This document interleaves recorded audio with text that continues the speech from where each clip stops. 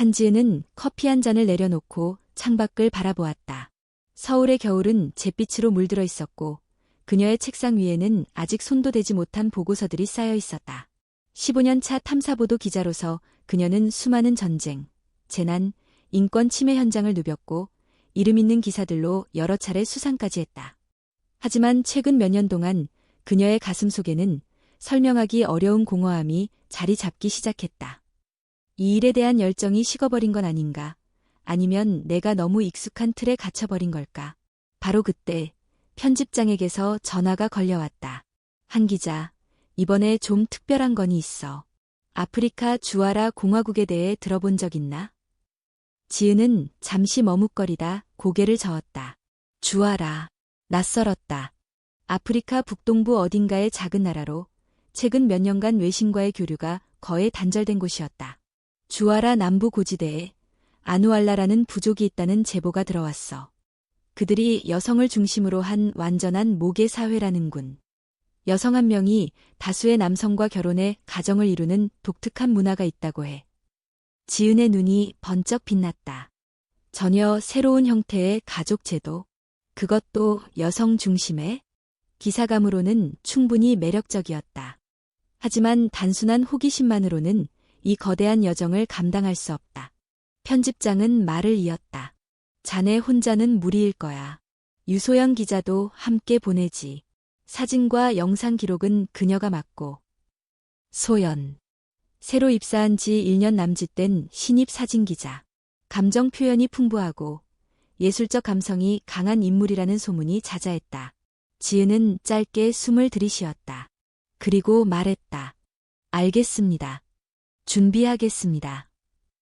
일주일 후 지은과 소연은 인천국제공항에서 아디스아바바로 향하는 비행기에 올랐다. 거기서 다시 소형 비행기를 타고 주아라 북부로 이동한 뒤 차량으로 고지대 국경을 넘어가야 했다. 도착한 곳은 마을조차 지도로 제대로 표시되지 않은 주아라 남서부의 외딴 지역이었다. 길은 험하고 사람들의 시선은 낯설었다.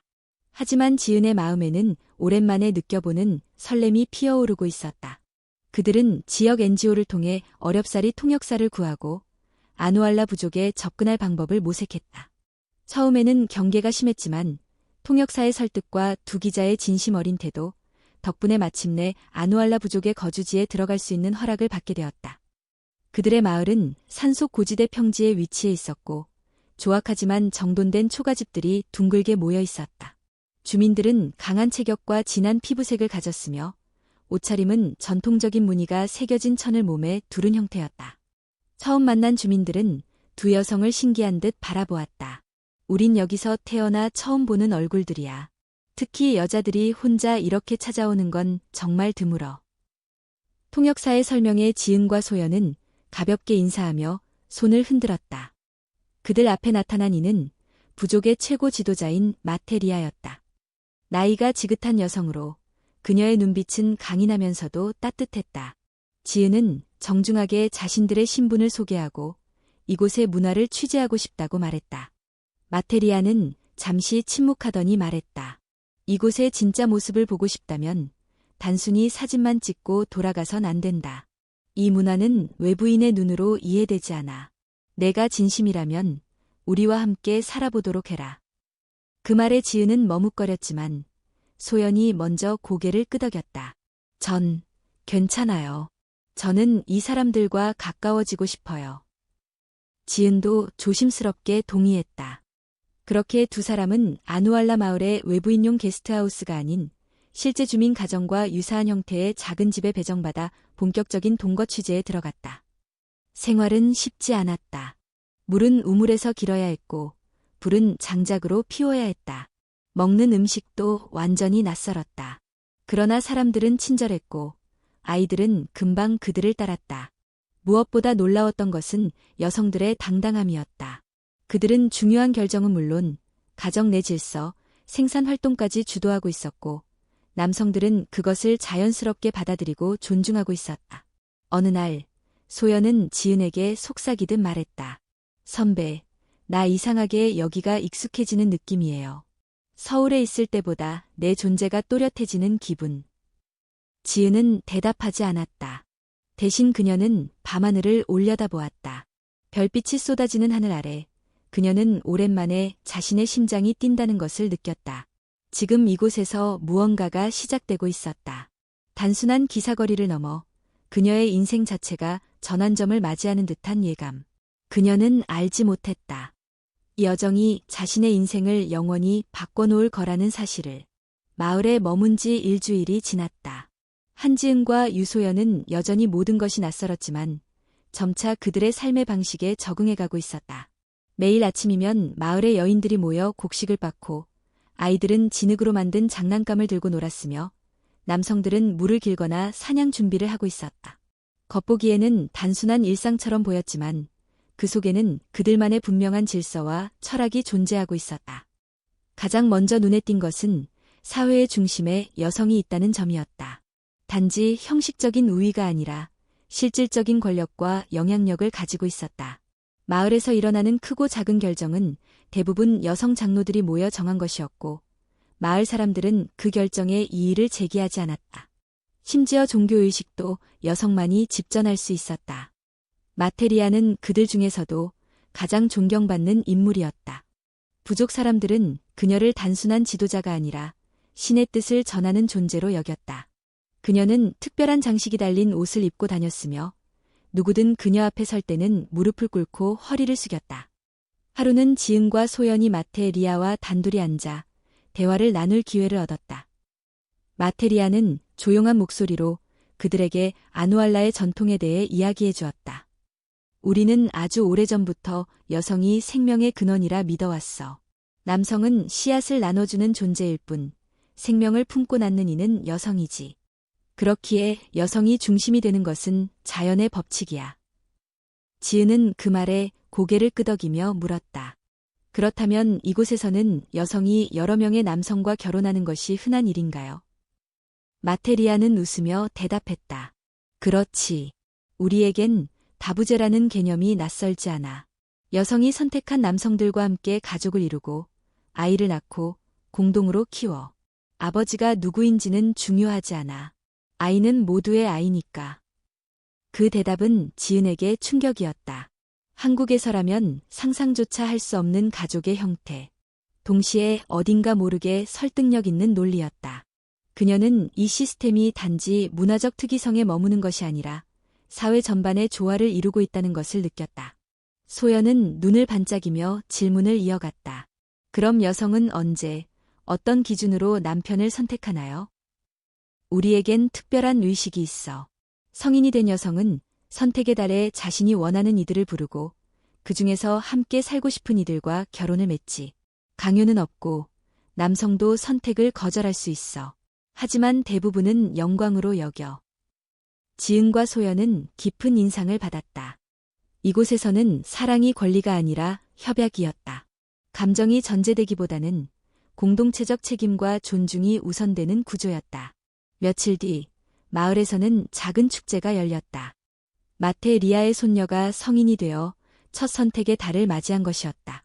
마을 남성들이 전통춤을 추며 자신의 능력을 뽐내는 자리가 마련되었고 여성은 그 중에서 자신이 원하는 사람을 고르는 것이었다. 축제는 해질녘까지 이어졌고 지은과 소연은 사람들 틈에 섞여 웃으며 그 모습을 지켜보았다. 이상하지 않아. 소연이 지은의 팔을 잡고 말했다. 내가 여기서 태어났다면 지금쯤 나도 이런 선택을 하고 있었을까? 지은은 대답하지 않았다. 대신 시선을 돌려 무대 위에서 춤추는 남성들을 바라보았다. 그들의 눈빛은 진지했고 행동 하나하나에서 진심이 묻어났다. 남성들 또한 경쟁을 즐기고 있었다. 하지만 그 안엔 상대를 밀어내려는 적대감이 없었다.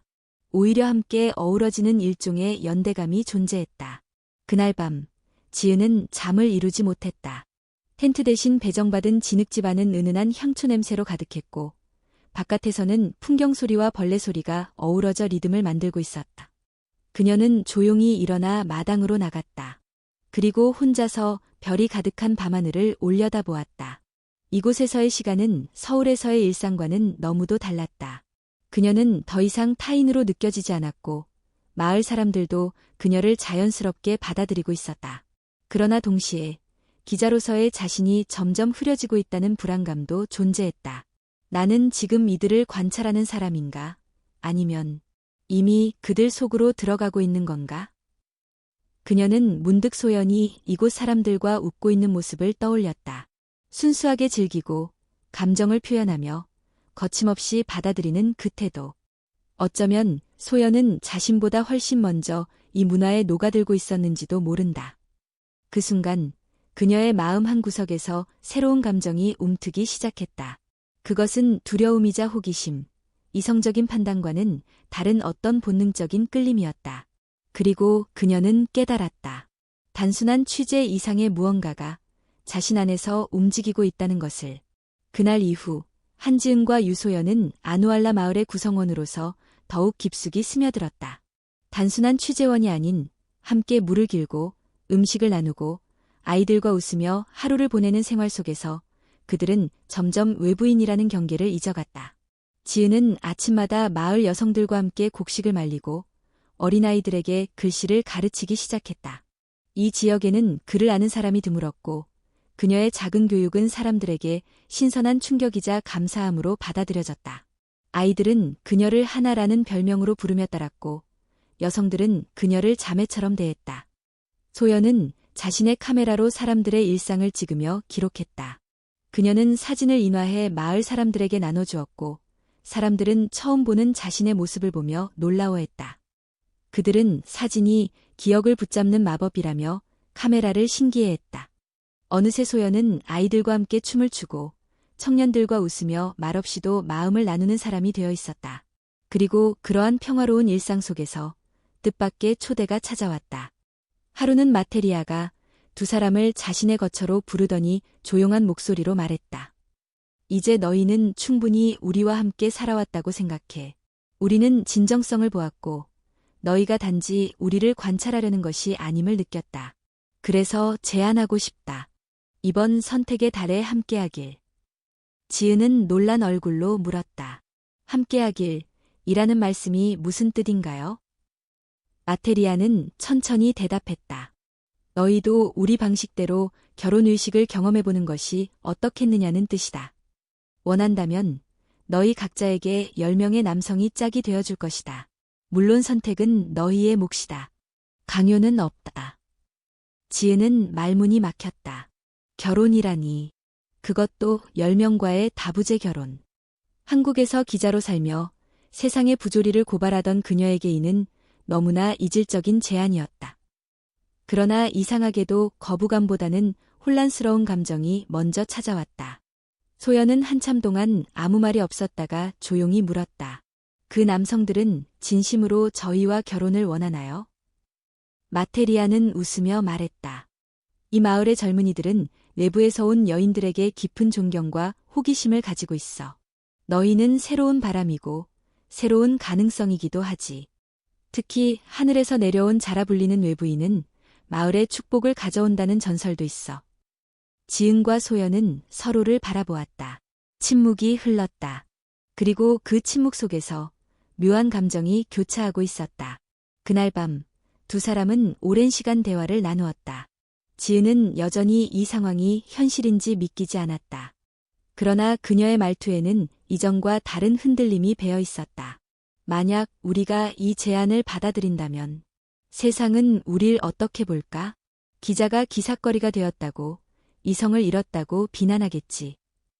소연은 그녀의 말을 조용히 듣고 있다가 대답했다. 선배, 전 그게 두렵지 않아요. 오히려 지금 이 순간 제 인생에서 가장 진실한 시간을 살고 있는 것 같아요. 만약 이게 잘못된 선택이라면 저는 그 책임을 질 각오도 되어 있어요.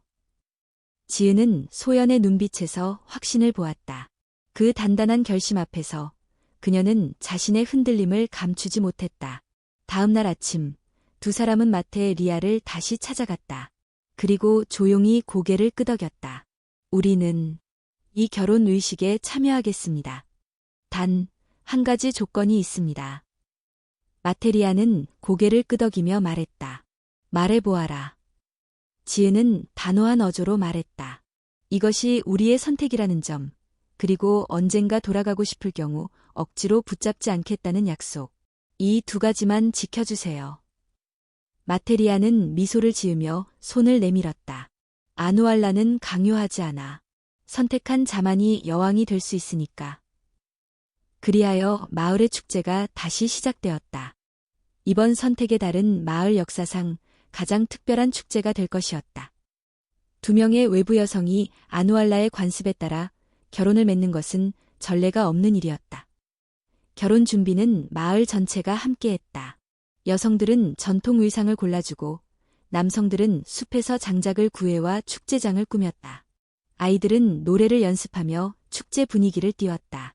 한편 지은과 소연은 마을 장로의 도움을 받아 각자 함께할 남성 후보들을 만났다.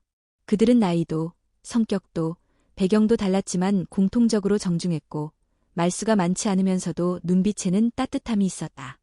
지은은 복잡한 마음으로 후보 중 한 명을 바라보았다. 그는 긴 머리를 따 내린 청년으로 조용히 지은에게 말했다. 우리는 당신을 억지로 원하지 않아요. 당신이 우리와 함께 있길 진심으로 바라는 것뿐입니다. 그 순간 지은의 가슴 한켠이 따뜻하게 물들었다. 그가 건넨 말은 단순했지만 지금껏 그녀가 살아오며 들었던 어떤 위로보다 진심으로 와닿았다. 의식은 곧 시작될 예정이다. 두 여인은 단순한 관찰자가 아닌 이제는 그 문화의 한복판에 서 있게 되었다. 그리고 이 선택은 단순한 경험이 아니라 삶의 흐름을 완전히 바꿔놓을 서사의 서막이 되려 하고 있었다. 결혼식 당일 아침, 마을은 새벽부터 분주했다. 아누알라 사람들은 이례적인 결혼 의식을 위해 들뜬 기색을 감추지 못했고 장로들은 전통 의식을 위한 준비를 하나하나 점검했다. 남자들은 나무로 만든 북과 악기를 닦고 아이들은 색색의 꽃을 따서 광장 주변에 흩뿌렸다. 여성들은 지은과 소연의 머리를 빗겨주고 아누알라의 가장 화려한 의상을 입혀주었다. 의상은 짙은 보라색과 금색 천으로 된 원피스 형태로 어깨와 허리를 감싸는 장식이 달려있었다. 그들의 목에는 수십 겹의 구슬 목걸이가 둘러졌고 팔과 발목에는 얇은 금속 팔찌가 찰랑거렸다. 얼굴에는 하얀 진흙으로 점을 찍는 전통 문양이 그려졌다. 소연은 거울을 보며 작게 중얼거렸다. 이게 진짜 나 맞아? 지은은 그녀를 바라보며 조용히 웃었다. 지금까지 봐온 소연 중 가장 당당해 보여. 해가 기울기 시작하자 마을의 모든 사람이 광장으로 모였다. 광장 한가운데에는 커다란 모닥불이 피워졌고 그 주변을 따라 둥글게 의자들이 배치되었다. 불꽃이 일렁이는 가운데 북소리가 울려 퍼졌고 장로들이 하나둘씩 등장해 자리를 잡았다. 마테리아가 가운데에 서서 손을 들자 북소리가 멈췄다. 그녀는 깊은 목소리로 선언했다. 오늘 아누알라에 두 명의 새로운 여왕이 들어온다. 이들은 먼 나라에서 왔고 우리와 함께 숨쉬며 우리의 삶을 이해하고자 했다. 그들의 선택을 우리는 존중한다. 그리고 이 결혼은 단지 사람과 사람의 연합이 아니라 문화와 문화가 만나는 시작이다. 사람들은 조용히 고개를 끄덕이며 경청했다. 이어 지은과 소연이 각자의 길을 따라 광장 중앙으로 걸어 나왔다. 그들의 걸음 하나하나에 사람들의 시선이 쏠렸고 마을 남성들 중 10명씩이 줄지어 서서 그들을 맞이했다. 이 남성들은 결혼식 전 미리 지은과 소연이 선택한 이들이었다. 선택의 기준은 단순하지 않았다. 대화를 통해, 눈빛을 통해, 그리고 함께한 짧은 시간 동안 서로에게 느낀 믿음과 호감이 바탕이 되었다. 지은의 앞에 선 10명의 남성은 나이도 다양했고 표정도 각기 달랐다. 어떤 이는 수줍은 듯 고개를 숙였고 어떤 이는 묵묵히 그녀를 바라보았다. 그들 중 대표로 선택된 이는 에바나라는 청년이었다. 그는 조용한 성격이지만 아이들을 잘 돌보며 음악에 소질이 있는 남자였다. 그는 지은에게 작은 나무 피리를 건네며 말했다. 당신이 머무는 동안 이 피리 소리가 평안이 되기를 바랍니다. 소연의 앞에 선 남성들 역시 모두 진심을 담아 그녀를 맞이했다. 대표는 라모라는 사냥꾼 청년으로 그녀가 사진을 찍을 때마다 그림자를 피하듯 조용히 도와주곤 했던 인물이었다. 그는 손수 엮은 꽃팔찌를 소연의 손목에 끼워주며 말했다. 처음부터 당신의 눈빛이 이곳과 닮아 있다고 느꼈습니다. 결혼식은 간단하면서도 상징적인 절차로 이루어졌다. 두 여성은 각자의 대표 남편의 손을 잡고 광장 중앙에 섰고 나머지 9명은 둥글게 둘러서서 이 결합을 지지하는 의미로 손을 모아 올렸다. 이는 집단의 의지로 맺어진 연대를 상징하는 제스처였다. 마테리아가 다시 앞으로 나섰다. 한지은, 유소연. 당신들은 이 사람들과 함께 삶을 나누기를 원합니까? 지은과 소연은 각각 대답했다. 네, 원합니다. 당신들 10명은 이 여성의 남편이 되기를 맹세합니까? 그녀를 존중하고 협력하며 사랑으로 감싸겠습니까? 남성들은 일제히 외쳤다. 맹세합니다. 그 순간 북소리가 다시 울려 퍼졌고 축제는 시작되었다. 아이들은 춤을 추며 광장을 누볐고 여성들은 노래를 부르며 음식을 나르기 시작했다. 염소와 닭이 잡혀 큰 가마솥에 끓었고 사람들이 각자의 그릇을 들고 줄을 섰다. 지은과 소연은 각자의 남편들과 함께 자리에 앉았다. 그들은 서로를 바라보며 웃었고 축복의 인사를 받았다. 이곳에서는 어떤 서명도 종이 문서도 필요하지 않았다. 사람과 사람 사이의 약속이 전부였다. 밤이 깊어지자 축제는 잔잔한 분위기로 바뀌었다. 사람들은 모닥불 주변에 둘러앉아 옛 이야기를 나누고 북을 천천히 두드리며 조용한 노래를 불렀다. 지은은 모닥불 앞에서 에바나와 마주 앉아 조용히 물었다. 당신은 이 결혼이 정말 괜찮은가요? 나에 대해 잘 모를 텐데. 에바나는 조용히 고개를 끄덕였다. 당신은 나에 대해 더 모를 수도 있어요. 하지만 우리는 지금부터 알아가면 됩니다. 아누알라에서는 사랑이 시작이 아니라 결과입니다. 그 말은 지은의 마음을 천천히 울렸다. 그동안 그녀가 알고 있던 관계의 규칙과는 전혀 다른 사고방식. 그러나 이상하게도 그 안에는 안정감이 있었다. 소연은 라모와 함께 별이 가득한 하늘을 올려다보고 있었다. 그녀는 낮게 속삭였다. 내가 이렇게 많은 사람들과 연결될 수 있다는 걸 상상해 본 적이 없어요. 라모는 대답했다. 하나의 나무에도 수많은 가지가 있지요. 당신은 중심이 되는 줄기입니다. 결혼식은 그렇게 끝났고 새로운 삶의 문이 열렸다. 그들은 이제 단지 취재를 위해 이곳에 있는 기자가 아니라 아누알라 공동체의 일부가 되어가고 있었다. 그리고 이 선택은 앞으로 그들을 어디로 데려갈지 아무도 알 수 없었다. 결혼식이 끝난 지 며칠이 흘렀다. 지은과 소연은 각각 10명의 남편들과 함께 지낼 수 있도록 마련된 새로운 거처로 옮겨갔다. 그 집은 마을의 다른 집보다 훨씬 넓었고 여러 개의 방과 넓은 공터, 그리고 작은 텃밭까지 갖추고 있었다. 마을 사람들은 그들을 여왕이라 부르며 특별히 대접했지만 두 사람은 특별 대우보다는 자연스러운 일상을 바랐다. 하지만 그들의 일상은 결코 평범하지 않았다. 아침이면 남편 중 몇 명이 직접 불을 피워 따뜻한 물을 데우고 식사를 준비했다. 다른 이들은 텃밭을 돌보거나 집 주변을 정리하고 사냥에 나갔다가 저녁이 되면 고기를 가져오기도 했다. 두 사람은 몸둘 바를 몰랐지만 남편들의 태도는 진심이었고 그 속에서 억지가 느껴지지 않았다.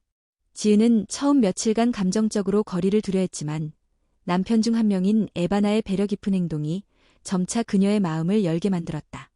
그는 말이 많지 않았지만 항상 그녀의 눈을 바라보며 대답했고 필요 이상으로 다가서지 않았다. 오히려 그녀가 불안해할 때면 조용히 자리를 비켜주는 방식으로 그녀의 공간을 존중했다. 어느 날 저녁, 지은은 에바나와 마주 앉아 조용히 묻는다. 왜 그렇게 친절하게 대해주는 거예요? 나에 대해 아는 것도 없는데. 에바나는 잠시 생각하다가 대답했다. 당신이 나를 받아들였기 때문입니다. 그것만으로도 내겐 충분한 이유입니다. 그 단순한 말이 지은의 마음을 울렸다. 서울에서 그녀는 오랫동안 조건과 역할, 효율성 속에서 인간관계를 맺어왔다. 하지만 지금 이곳에서는 존재 자체로 의미가 되었다. 소연의 경우는 더 빠르게 변화가 찾아왔다.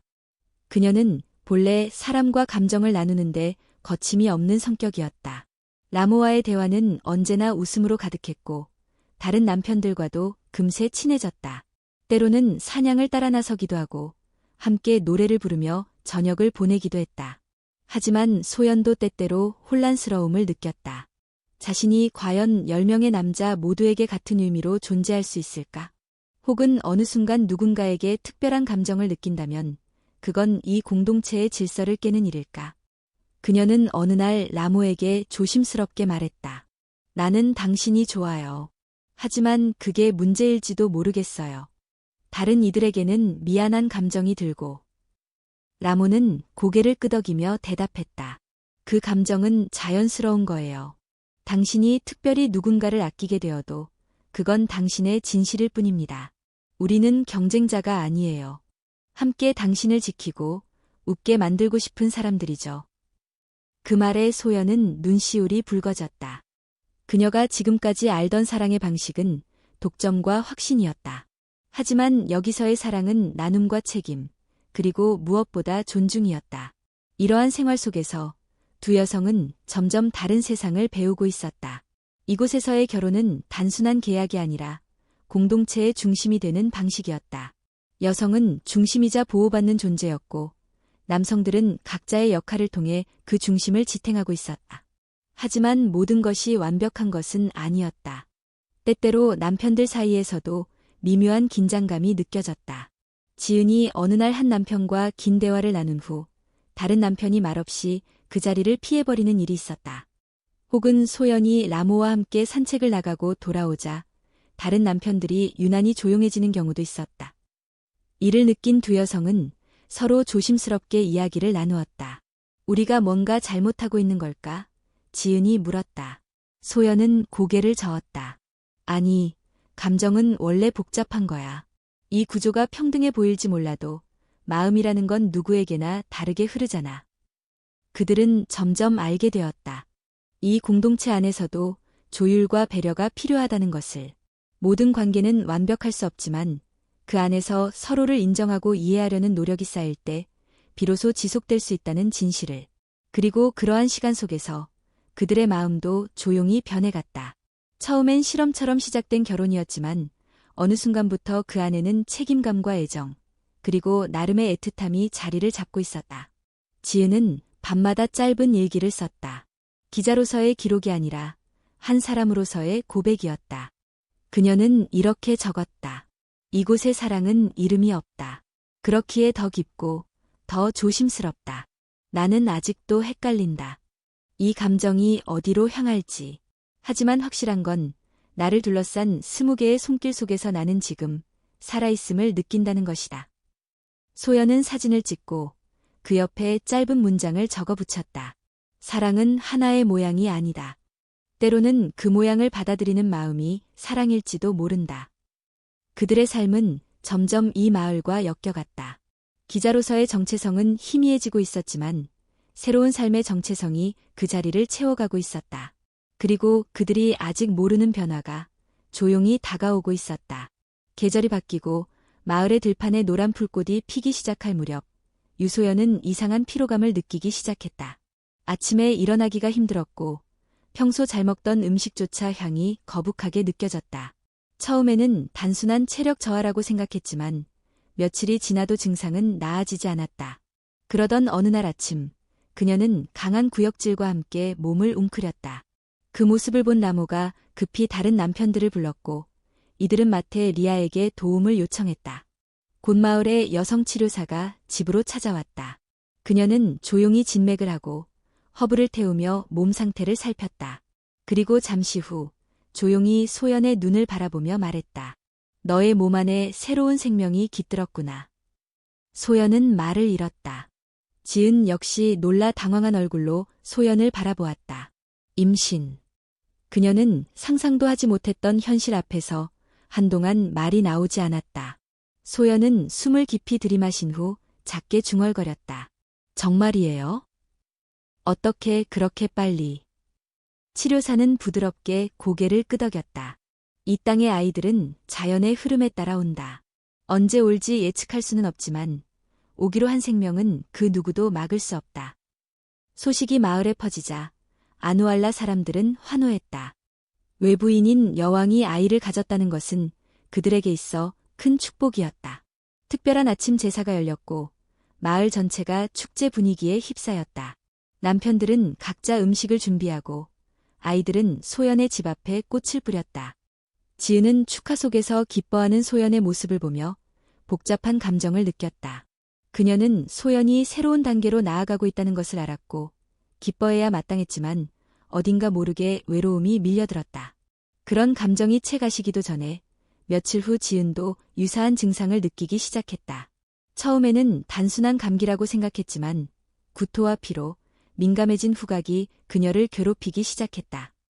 결국 치료사를 찾아간 그녀 역시 같은 진단을 받았다. 당신도 새로운 생명을 품고 있어요. 그 말에 지은은 멍하니 앉아 있었다. 뱃속에 아이가 있다니. 그녀는 아이를 원한 적이 없었고 자신이 어머니가 되는 장면을 상상해 본 적도 없었다. 그동안 그녀에게 삶은 일이었고 성취였고 결과였다. 하지만 이제 그녀 안에서 어떤 생명이 자라고 있다는 사실은 그 모든 기준을 흔들어 놓았다. 소연은 기쁜 얼굴로 지은을 꼭 안아주었다. 우리 같이 엄마가 되네요. 지은은 웃으려 했지만 눈물이 먼저 나왔다. 그것은 슬픔도 기쁨도 아닌 말로 설명할 수 없는 감정의 파도였다. 그동안 살아온 삶 전체가 한순간에 멀게 느껴지고 앞에 놓인 새로운 삶은 전혀 예측할 수 없었다. 임신 사실이 공식화되자 남편들은 더욱 분주해졌다. 지은과 소연이 몸을 움직이지 않도록 음식을 챙기고 집 안 청소를 도맡았다. 어떤 날은 남편들이 줄을 서서 각자 직접 만든 요리를 시식시키며 이게 아기에게 좋다더라고 경쟁 아닌 경쟁을 벌이기도 했다. 아누알라의 전통에 따르면 아이가 태어나기 전까지는 모든 남편이 아이의 공동 아버지로서 똑같은 책임을 지며 태어난 후에도 누구 하나 아버지를 자처하지 않는다. 아이는 여왕의 아이로 존중받고 공동체 전체가 부모의 역할을 분담한다. 이러한 문화는 처음엔 낯설게만 느껴졌지만 두 여성은 점점 그 안에서 안정을 느끼기 시작했다. 아이를 둘러싼 책임이 오롯이 자신들에게만 주어지지 않는다는 사실, 그 누구도 소유하려 하지 않는다는 환경은 서울에서의 삶과는 전혀 다른 방식의 안도감을 주었다. 임신이 중기로 접어들면서 두 여성은 각각 다른 방식으로 변화를 맞이했다. 소연은 여전히 감정 표현이 자유로웠고 남편들과 활발히 교류하며 아기의 태동을 함께 나눴다. 반면 지은은 한층 더 조용해졌다. 그녀는 하루의 대부분을 글을 쓰거나 생각에 잠기며 보냈고 가끔은 마을 뒤편 언덕에 올라가 멍하니 하늘을 바라보았다. 어느 날 그녀는 마트에 리아와 단둘이 산책을 하던 중 이렇게 말했다. 저는 이곳에서 많은 것을 배웠어요.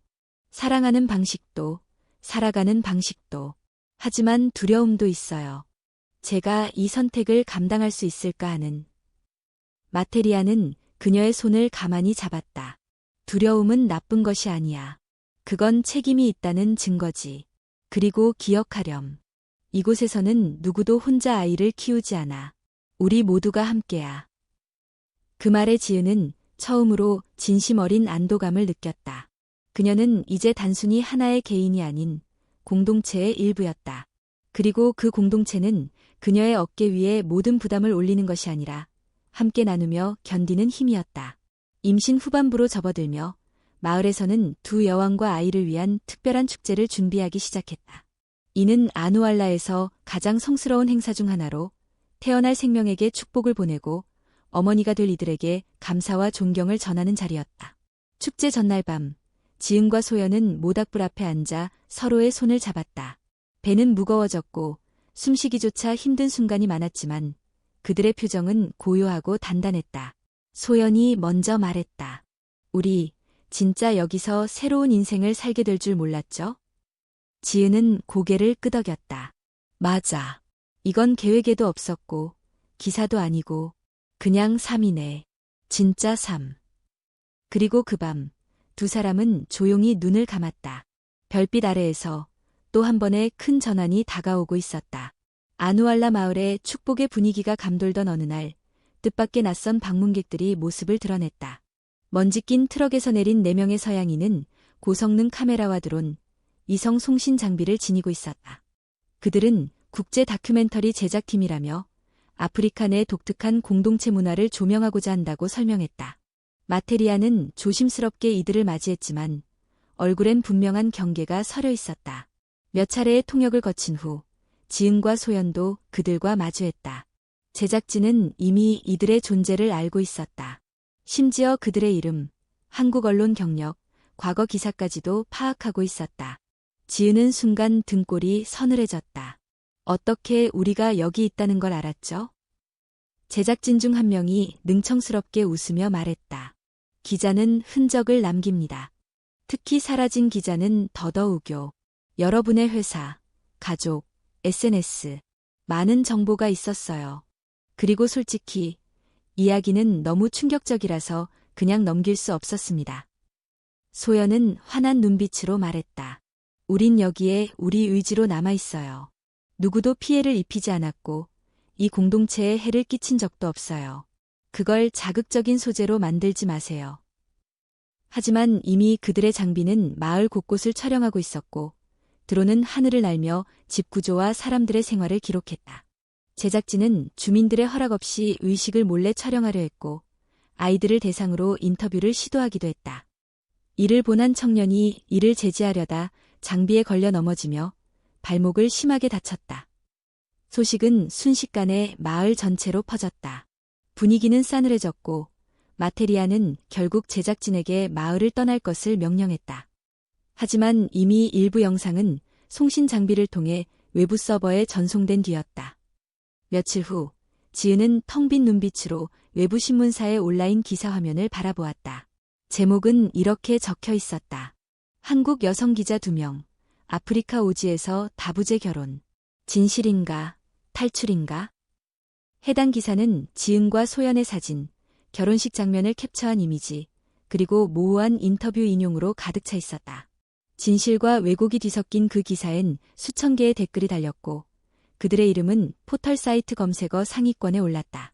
한국에서의 반응은 충격 그 자체였다. 가족들은 언론의 집중 조명을 받았고 그들을 감싸려 했던 회사는 공식 입장조차 내지 못한 채 혼란에 빠졌다. 지인의 연락을 받은 지은은 어렵게 위성 연결을 통해 한국의 어머니와 통화를 시도했다. 지은아, 이게 다 사실이니? 정말 그런 삶을 선택한 거니? 어머니의 떨리는 목소리에 지은은 한동안 대답하지 못했다.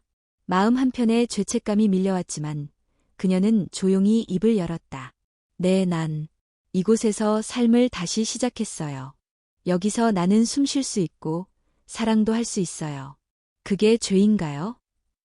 전화를 끊은 후 지은은 오랜 시간 말없이 앉아 있었다. 그녀는 스스로에게 묻고 또 물었다. 이 선택이 과연 옳은가? 그리고 자신이 버린 것과 얻은 것은 무엇인가? 소연 역시 상황은 마찬가지였다. 그녀의 가족 또한 언론에 의해 공격받았고 친구들은 연락을 끊거나 의심의 눈초리를 보냈다. 특히 아이에 대한 언급은 그녀를 가장 힘들게 했다. 그 아이의 아버지는 누구입니까? 10명 중 하나입니까? 아니면 모두입니까? 그녀는 그 질문 앞에서 아무 말도 할 수 없었다. 왜냐하면 그 질문 자체가 아누알라에서는 아무 의미 없는 것이었기 때문이다. 결국 두 사람은 다시 마테리아와 상의했다. 마을의 평화를 깨뜨린 건 자신들이며 더 이상 이곳에 머무는 것이 공동체에 피해가 될 수 있다고 느꼈다. 마테리아는 조용히 말했다. 우리는 너희를 받아들였고 지금도 그렇다. 하지만 이 선택은 너희의 몫이다. 어디에 있든 너희가 여왕이라는 사실은 변하지 않아. 지은과 소연은 오랜 밤을 새워 대화를 나눴다. 그들은 모든 것을 함께 겪었고 서로의 가장 깊은 곳까지 알고 있었지만 이번 선택만큼은 각자의 길이 다를 수도 있음을 느꼈다. 소연은 결심했다. 나는 한국에 잠시 돌아가서 아이의 존재를 가족에게 알리고 싶어. 적어도 도망치듯 떠나고 싶지는 않아. 그리고 아이가 자라날 세상에 대해 다시 고민해보고 싶어. 지은은 고개를 끄덕였다. 나는 조금 더 여기에 남아볼래. 내 마음이 아직 여기를 떠날 준비가 되지 않았어. 그리고 누군가는 이 공동체를 지켜야 해. 그리하여 두 사람은 처음으로 다른 길을 택하게 되었다. 떠나기 전날 밤, 마을 사람들은 조용한 송별식을 준비했다. 노래도 춤도 없이 오직 손을 맞잡고 눈을 바라보는 시간이었다. 소연은 배 속의 아기를 안듯이 손을 얹고 조용히 말했다. 우리가 다시 만날 땐 좀 더 용기 있는 사람이 되어 있을게. 지은은 그 말을 가슴 깊이 새기며 대답했다. 어디에 있든 우리는 서로의 집이야. 그날 밤 별빛이 마을을 감싸 안았다. 바깥 세상은 흔들렸지만 그들 사이의 진심만큼은 여전히 단단히 자리를 지키고 있었다. 유소연이 마을을 떠나기로 한 아침, 아누알라는 조용했다. 사람들은 대놓고 슬퍼하지 않았지만 그녀가 머물던 집 앞엔 전날 밤부터 놓인 꽃과 작은 선물들이 쌓여 있었다. 10명의 남편들은 차례로 작별 인사를 건넸고 그중 일부는 끝내 말을 잇지 못한 채 눈만 마주치고 돌아서기도 했다.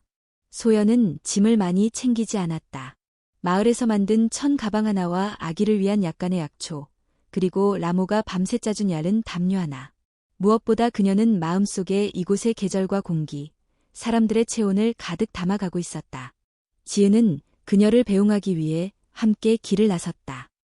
산을 따라 몇 시간 걸어가야 외부 교통이 연결되는 지점에 도착할 수 있었다. 통역사와 함께 외부에서 파견된 차량이 그곳에 대기 중이었다. 이별의 순간 소연은 조용히 지은의 손을 잡고 속삭였다. 우리 이대로 끝은 아니죠?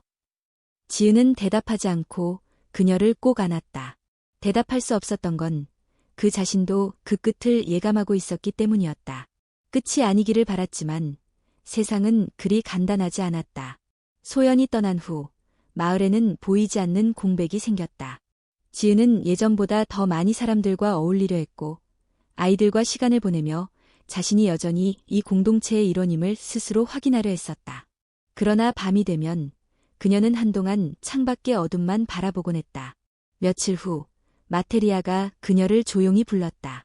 에바나가 사고를 당했단다. 지은의 가슴이 철렁 내려앉았다. 에바나는 그녀의 남편 중 한 명이자 가장 조용히 그녀 곁을 지켜주던 존재였다. 그는 마을 외곽의 언덕에서 어린이들과 놀다 넘어져 큰 부상을 입었고 치료가 늦어져 끝내 숨을 거두었다. 마을은 애도에 잠겼다. 아누알라에서 죽음은 순환의 일부로 받아들여지지만 그가 남긴 빈자리는 너무도 컸다. 아이들은 울었고 남편들은 말을 잃었으며 지은은 혼자 산책을 나갔다가 울음을 터뜨렸다. 에바나는 생전에 말이 적었지만 누구보다 사람들의 마음을 잘 읽는 이였다. 지은이 조용히 눈물 흘릴 때 그는 옆에 앉아 묵묵히 손을 잡아주는 사람이었다. 그녀가 혼란에 빠질 때면 특별한 말을 하지 않고도 평온함을 전해주던 존재였다. 장례는 소박하게 치러졌다. 아누알라의 방식대로 그의 생애를 노래로 기리고 그가 사랑했던 이들이 돌아가며 그를 위한 기억을 나누었다. 지은은 한동안 아무 말도 하지 못했지만 장례식 마지막 날 모닥불 앞에 나서 조용히 입을 열었다. 에바나는 나에게 이 땅을 처음으로 집이라고 느끼게 해준 사람이었습니다. 말보다는 눈빛으로, 행동보다는 존재로. 나는 그와의 시간이 짧았지만 깊었습니다. 그는 내게 있어 사랑이란 무엇인지 다시 배우게 해준 사람이었습니다. 그녀의 말에 마을 사람들은 고개를 숙였다. 그 순간 지은은 깨달았다. 자신은 더 이상 관찰자도 손님도 아니었다. 그녀는 이미 이 공동체의 일부가 되어 있었고 그 안에서 누군가의 죽음을 함께 슬퍼할 만큼 깊이 뿌리를 내리고 있었다. 하지만 마음 한편에는 또 다른 균열이 있었다. 그녀의 가족, 그녀의 과거, 그녀의 아이는 이 땅에서 자라날 수 있을까? 외부 세계와 단절된 이곳에서 자라나는 생명이 자신처럼 혼란을 겪진 않을까? 며칠 뒤 그녀는 마테 리아와 다시 대화를 나눴다. 잠시 한국에 다녀오고 싶어요. 가족들에게 아기와 이곳의 이야기를 솔직히 전하고 다시 돌아올 수 있도록 정리하고 싶어요. 마테리아는 지은의 손을 잡고 고개를 끄덕였다. 언제든지 돌아오렴. 우리의 문은 너를 위해 항상 열려 있을 것이다. 지은은 떠날 준비를 시작했다. 다른 남편들은 놀랐지만 그녀의 결정을 이해하려 했었다. 누군가는 말을 걸지 못하고 누군가는 짧게 기다릴게요 라고만 말했다. 그녀는 에바나의 피리를 가방 속에 조심스럽게 넣으며 눈을 감았다. 다시 돌아올 수 있을지 확신은 없었지만 그녀의 마음은 여전히 이곳에 남아 있었다. 한국으로 향하는 길은 멀고 험했다. 통역사의 도움으로 비행기까지 연결된 여정을 따라가며 지은은 수없이 많은 생각에 잠겼다. 공항에 도착하자 마중 나온 사람은 예상과 달리 가족이 아닌 예전 동료 기자였다. 많이 변했네, 지은아. 이렇게 다시 보게 될 줄 몰랐어. 그는 조심스레 웃으며 말했다. 하지만 그의 눈빛엔 여전히 경계와 호기심이 섞여 있었다. 며칠 후, 지은은 가족과 마주 앉아 자신이 겪은 일을 하나씩 이야기했다. 그들은 믿기 어려워했고 충격을 받았지만 그녀의 뱃속에서 자라는 생명 앞에서 함부로 말을 잇지 못했다. 결국 어머니는 조용히 물었다. 그 아이, 아버지는 누구니? 지은은 잠시 침묵하다 대답했다. 20명이에요. 그리고 동시에 누구도 아니에요. 하지만 모두 아버지예요. 그 말을 이해할 수 있는 사람은 많지 않았다. 그러나 지은은 그 말에 어떤 거짓도 담지 않았음을 알고 있었다. 그녀는 한국에 머무는 동안 병원을 다니고 아이의 건강을 확인하고 태어날 공간을 잠시 준비했다. 그리고 소연과도 다시 연락이 닿았다.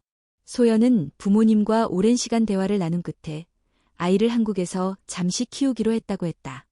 그러나 그녀 역시 언젠가는 돌아가리라 확신하고 있었다. 지은 언니, 우리가 다시 아누알라에서 만날 수 있을까? 지은은 웃으며 대답했다.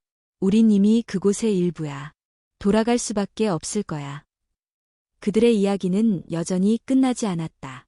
죽음과 이별, 그리고 생명의 시작. 이 모든 것은 다시 하나의 선택으로 향하고 있었다. 한지은은 서울로 돌아온 지 2달이 지났다. 한국의 봄은 여전히 바빴고 차가웠다. 거리는 붐볐지만 사람들의 눈빛은 서로를 지나칠 뿐이었다. 고요하고 원시적인 삶에 익숙해졌던 그녀에겐 이곳의 속도와 냉정함이 더욱 이질적으로 다가왔다. 그녀는 부모님의 집 근처에 작은 오피스텔을 구했고 임신 후반기에 접어든 몸으로 매일 산부인과를 다니며 출산을 준비했다.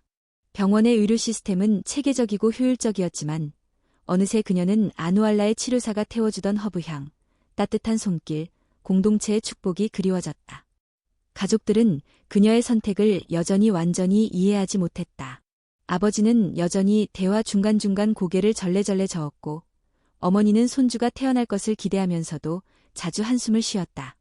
그래도 아이에게는 안정된 환경이 필요하지 않겠니? 이곳에서 키우는 게 낫지 않겠어? 지은은 대답하지 않았다.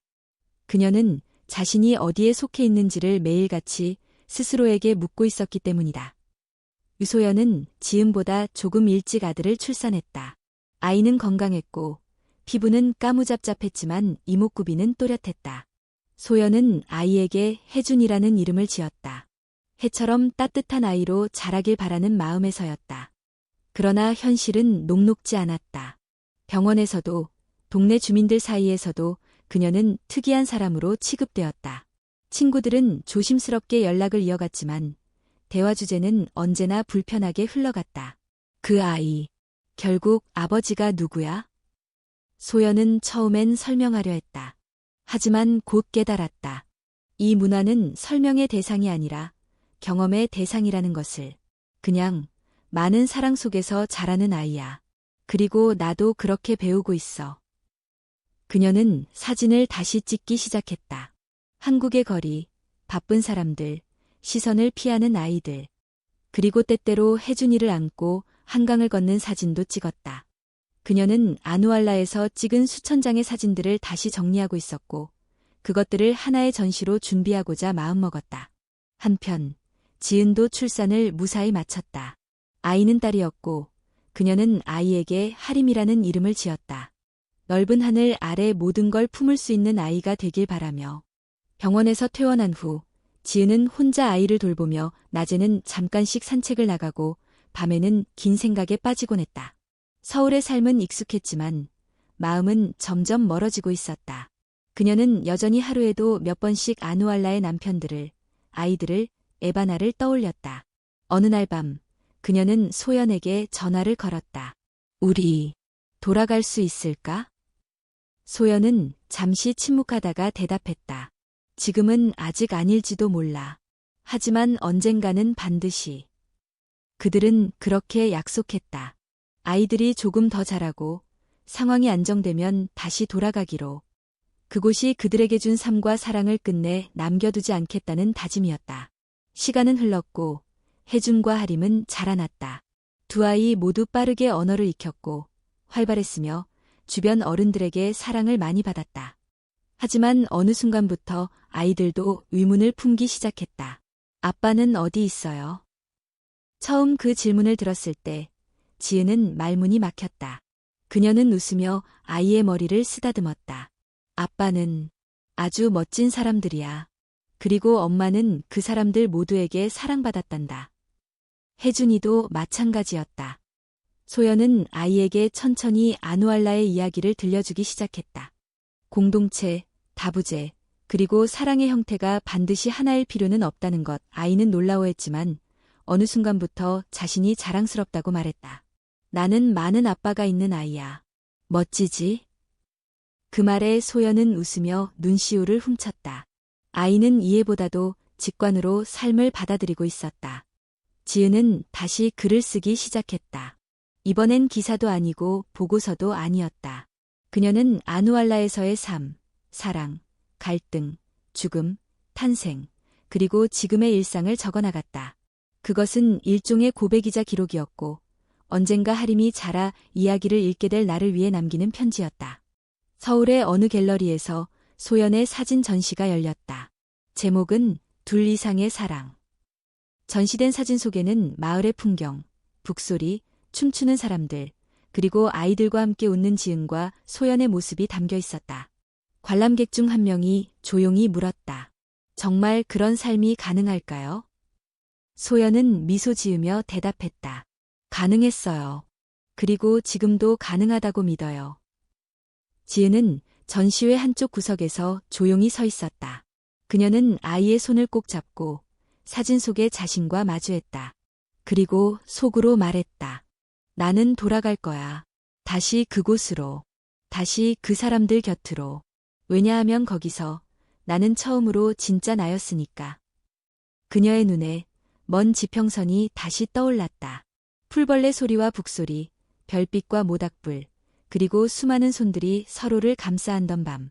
그 모든 기억이 그녀를 다시 불러들이고 있었다. 20해가 지났다. 서울의 거리는 여전히 붐볐고 사람들의 눈빛은 더 빠르게 스쳐갔다.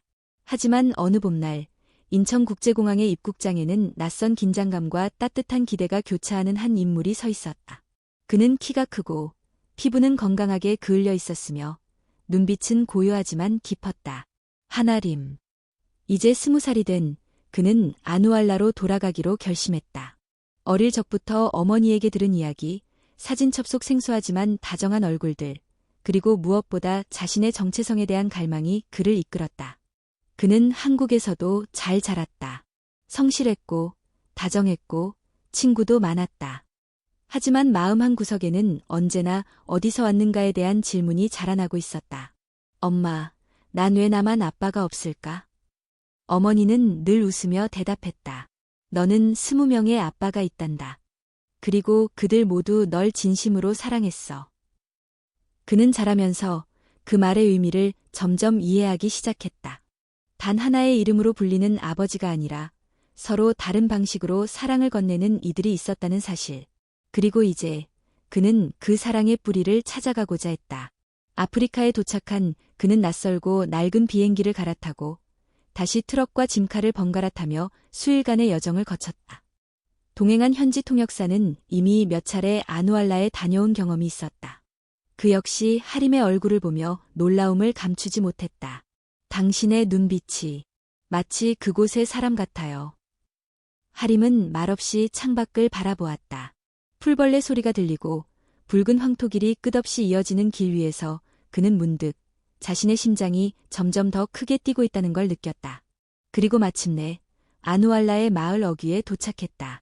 마을은 예전보다 더 정돈되어 있었고 일부는 외부 지원으로 태양열 발전 시스템도 설치돼 있었다. 하지만 본질은 변하지 않았다. 아이들은 웃고 있었고 남성들은 함께 일하고 있었으며 여성들은 중심에 서 있었다. 하림이 마을에 들어서자 사람들은 놀라며 속속 모여들었다. 어떤 이는 손을 입에 대고 속삭였고 어떤 이는 눈시울을 붉혔다. 그의 눈빛이 지은 여왕님과 똑같아. 그 순간 노년이 된 마테리아가 모습을 드러냈다. 그녀는 지팡이의 의지에 천천히 다가왔고 하림의 얼굴을 바라보다 조용히 말했다. 너는 돌아올 줄 알았다. 그리고 우리는 늘 기다리고 있었다. 하림은 조용히 고개를 숙이며 인사했다. 어머니가 여기에 있었던 시간과 사람들을 제게 가르쳐 주셨습니다. 저는 그 이야기를 확인하러 왔습니다. 그리고 그 사랑을 직접 만나고 싶었습니다. 그 말을 들은 사람들 사이에서 울음이 터졌고 누군가는 하림을 껴안으며 말했다. 너는 여기에 피와 순결을 이어받은 아이야. 이제 너는 우리와 함께야. 그날 밤 마을에서는 작지만 따뜻한 축제가 열렸다. 모닥불이 피워지고 북소리가 울려 퍼졌으며 사람들은 손을 맞잡고 춤을 췄다. 하림은 마치 오래전 기억 속에서 이 장면을 본 듯한 기시감을 느꼈다. 그리고 어느 순간 그는 사진 속에서만 보았던 얼굴을 마주했다. 유소연. 여전히 단단한 눈빛을 지닌 그녀는 세월의 흔적을 고스란히 안고 있었다. 그녀는 잠시 하림을 바라보다가 다가가 그의 뺨을 어루만졌다. 정말 내가 이렇게 자랐구나. 하림은 웃으며 말했다. 어머니가 말씀하셨습니다. 당신이 나에게 처음으로 노래를 불러주셨다고요. 소연은 눈물을 흘리며 그를 안았다. 그 품 안에서 그녀는 시간의 무게를 느꼈고 동시에 다시 시작되는 인연의 깊이를 느꼈다. 며칠 뒤 지은도 마을에 돌아왔다. 서울에서의 삶을 정리하고 하림의 결정을 지켜본 뒤 그녀도 움직이기 시작했다. 그녀의 머리는 백발이 섞였고 걸음도 느려졌지만 눈빛만큼은 예전과 같았다. 그녀가 마을에 들어서자 사람들은 길을 비켜주었고 오래전에 여왕이 돌아왔다는 소문은 금세 퍼졌다. 하림은 그녀에게 달려가 안겼고 지은은 조용히 속삭였다. 돌아왔구나. 나도 돌아왔어. 그리고 그날 밤 어두운 하늘 아래 지은과 소연 그리고 하림은 모닥불 앞에 앉아 하늘을 바라보았다. 별들은 여전히 쏟아지고 있었고 바람은 그때와 같은 온도로 스쳐갔다. 지은은 말했다. 사랑은 모양이 없고 방향이 없다. 하지만 그건 분명히 존재해. 그리고 우리가 선택했던 그 사랑은 아직도 여기 있네. 소연이 고개를 끄덕였다. 우리는 틀린 게 아니었어. 단지 다른 길을 걸었을 뿐. 하림은 그들을 바라보다가 물었다. 저도 이곳에서 살아갈 수 있을까요? 지은은 대답했다. 내가 원한다면 이곳은 언제나 너의 집이야. 우리 모두의 집. 마을 어귀에서 북소리가 다시 울렸다. 삶은 다시 흐르고 있었고 그들은 그 흐름 안에서 자신들의 자리를 되찾고 있었다. 이야기는 그렇게 끝나지 않는다. 왜냐하면 사랑과 공동체, 선택과 용기는 언젠가 또 다른 누군가에게 이어질 테니까. 그리고 어쩌면 지금 이 순간에도 세상의 어딘가에서 또 다른 아누알라가 또 다른 지은과 소연이 새로운 길을 걷고 있을지도 모른다.